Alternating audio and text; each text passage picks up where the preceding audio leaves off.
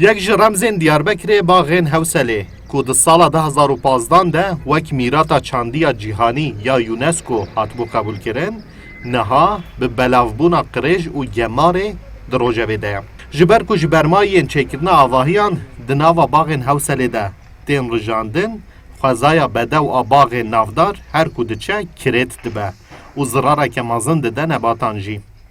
Li ser vê yekê şaredariya Sûrê xebata paqijkirina baxên Hewselê da dest pê kirin. Cîgirê serokê şaredariya Sûrê Ensarî Erden amaje kir ku dê kesên zirarê bidin baxên Hewselê werin sizadan.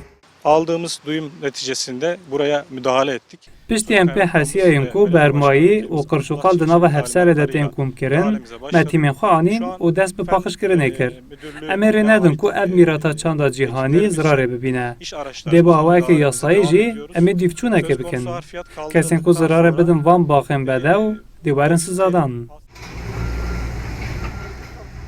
Makîneyên kar ên şaredariya Sûrê ji bermayiyan û qirşûkalên nava baxên Hewselê de radikin û hewl didin ku xwezaya dewlemend vegerînin ser dîmenê wê yê rasen.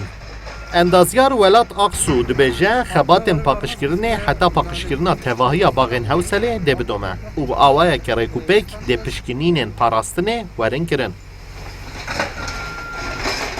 Hevsel bahçelerinin eski görüntüsüne kavuşturmak Armanca me ew e ku berê baxên Hewselê xwedî xwezayeke çawa be em dîsa wî dîmenî derbixin holê.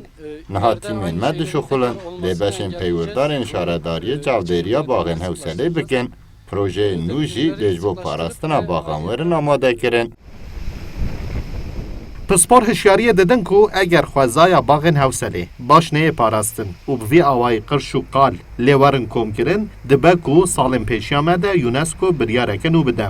Eger wisa bidome jî, UNESCO dikare baxên Hewselê ji lîsteya mîrata çandiya cîhanî derxîne.